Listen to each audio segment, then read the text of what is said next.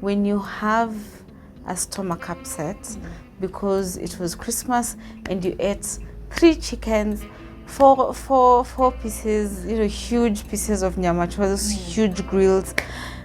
You took your pilau and biryani and mixed up Fanta, Coca-Cola, Stony. Who tells you to go get, Your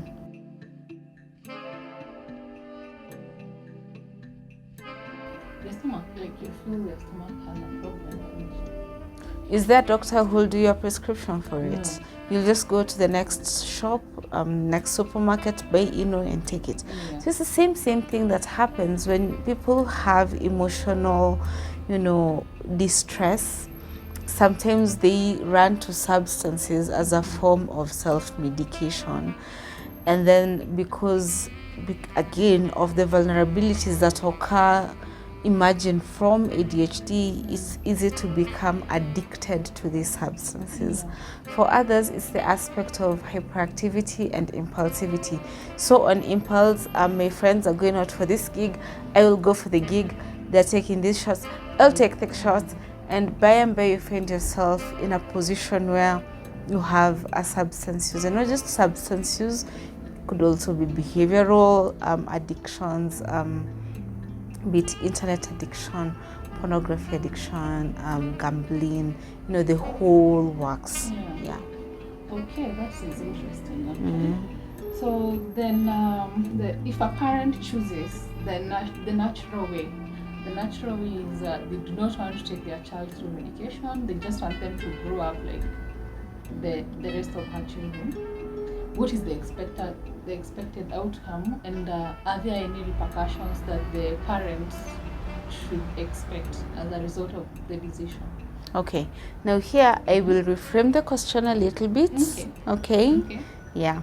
So, and I'm going to reframe it in the sense that should a parent feel that they don't want their child to be given all of these chemicals and taken to see all of these shrinks and psychiatrists and doctors, they don't want labels, and they decide that they're going to just let the child and just let them grow. Are there any repercussions? It depends on case-to-case basis. In this aspect, ADHD occurs in a spectrum.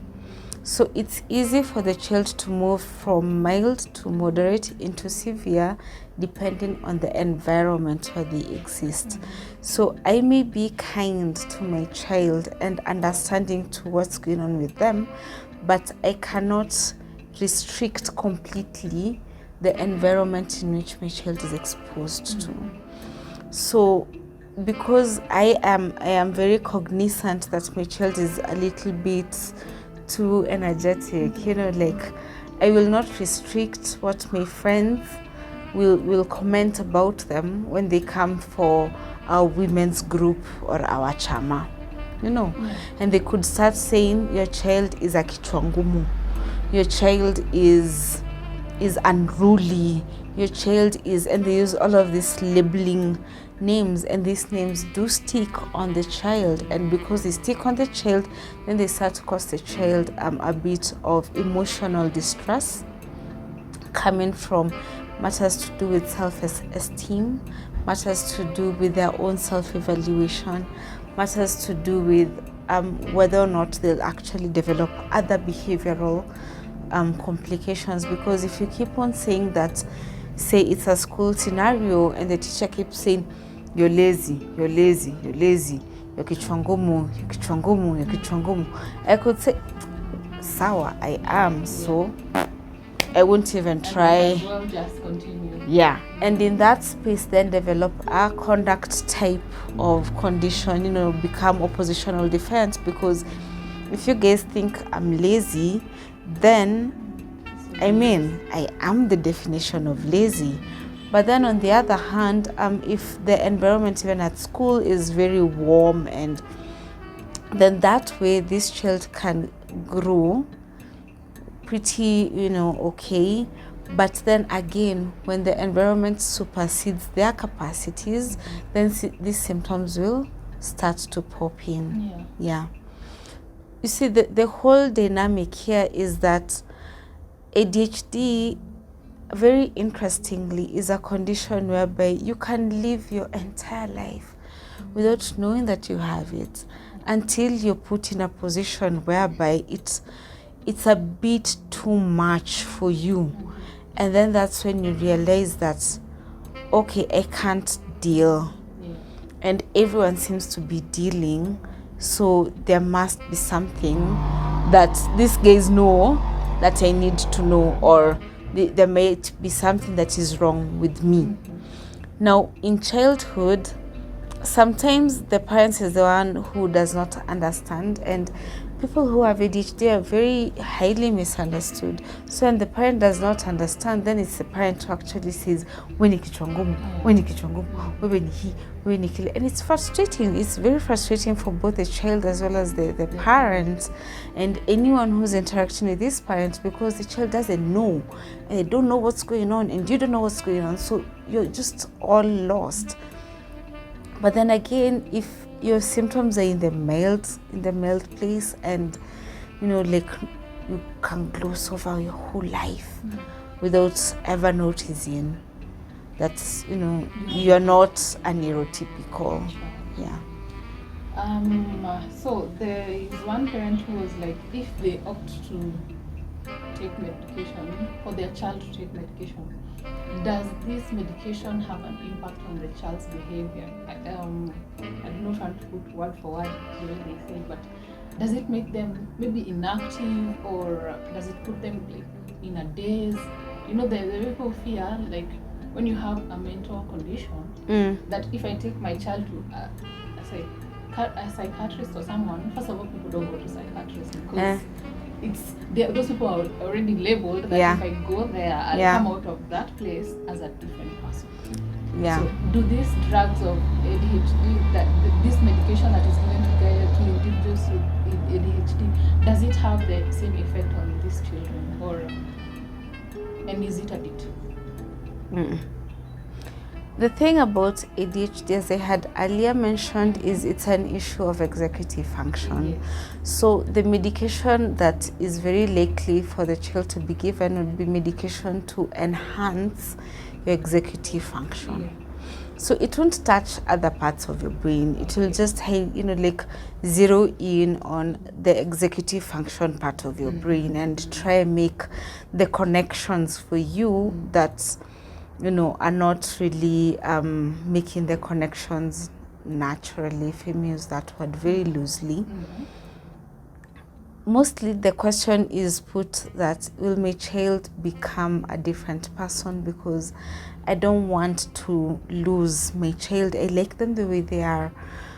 I don't want my child to be a zombie. I don't want my child to be taken away from me by these chemicals. Yeah. So that doesn't really happen.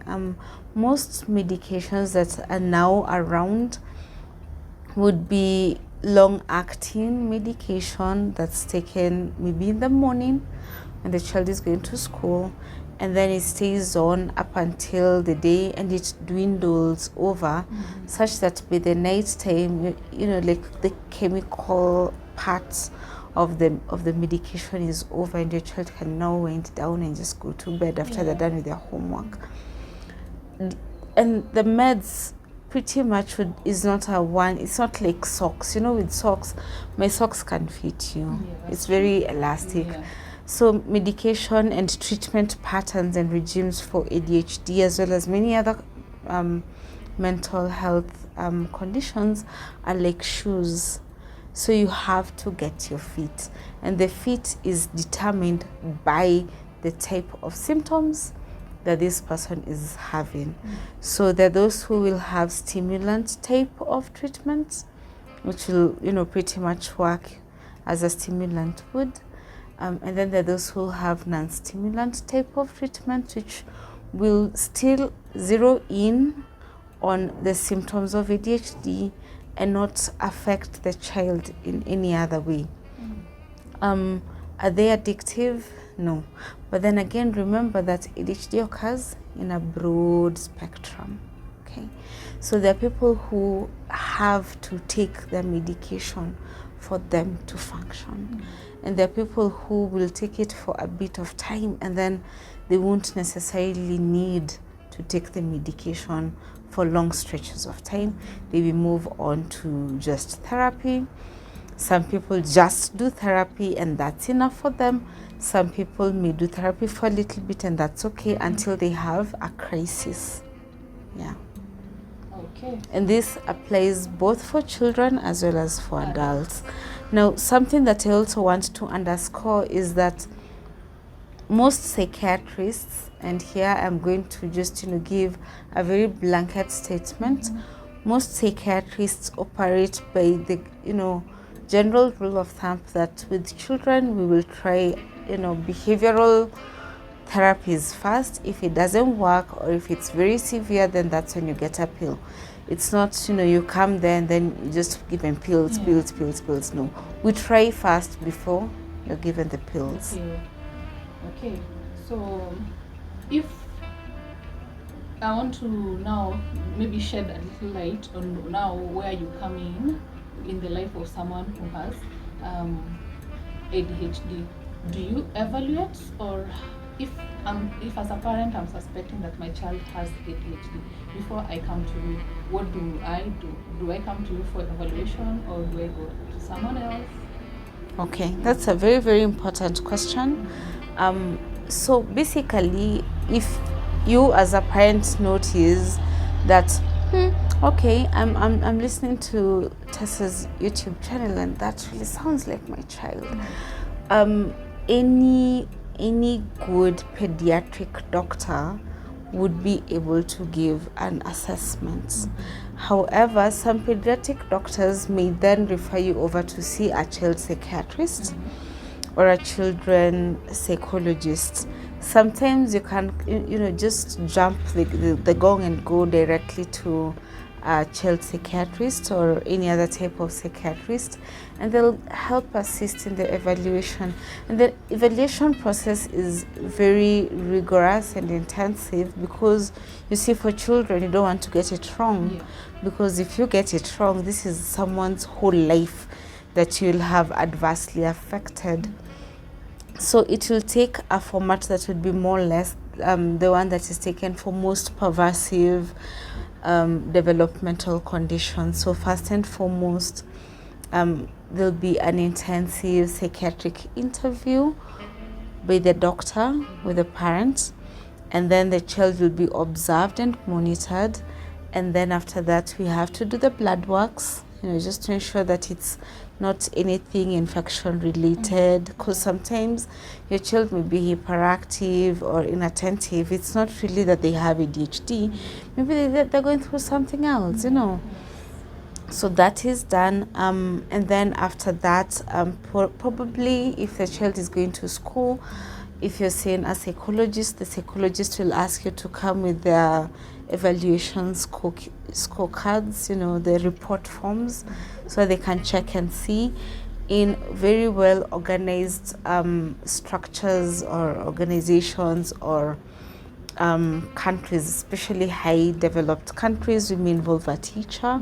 In Kenya, we don't go through that avenue because, again, of stigma issues. Sometimes we may call upon the caregiver, be it the nanny, the relative, someone who interacts with this child a little bit longer than the parent. And then after that, during the initial interview, when you're doing the psychiatric evaluation, we'll run you through those maswali ya clinic, like how was the pregnancy for you? Did they hit the development milestones and all of that? And all of this information is good because it helps us set apart and see, are we looking at ADHD? Are we looking at autism? Are we looking at, pervasive developmental disorder? What exactly am I looking at? You'll be asked for the medical history because some infections may mimic ADHD, may mimic autism. So is there any infection? Was there any trauma? Because sometimes children react to trauma in ADHD-like manner, so you have to isolate that through. And then and only then can we give a formal diagnosis and say, we think that your child has ADHD, and this is the options that are available for you, and this is what we think we need to do with your baby. Yeah. All right. So I feel like we've answered most of the questions, actually all of the questions that were asked by the parents. And we are grateful for the responses that you gave to us when you asked about the questions that you'd like Zawadi to answer.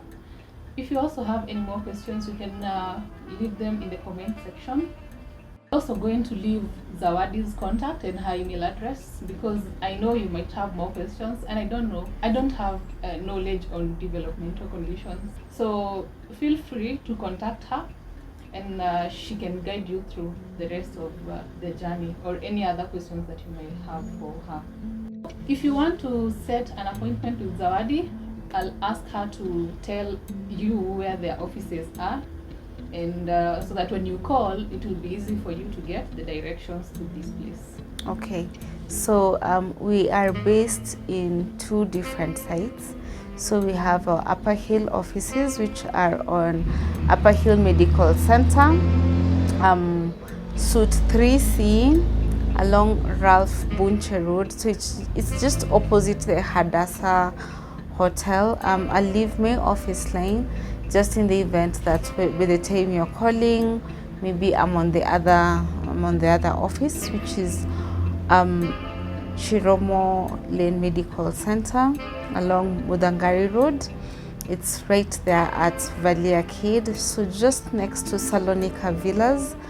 But if you need to make an appointment, you feel free to call and just ask to schedule for something, and we can definitely find time and space to get to know what it is and see how best to assist.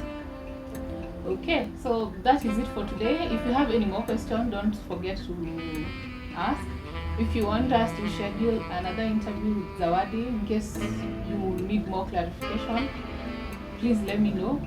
So until the next time that we meet, keep safe. Okay, thank you.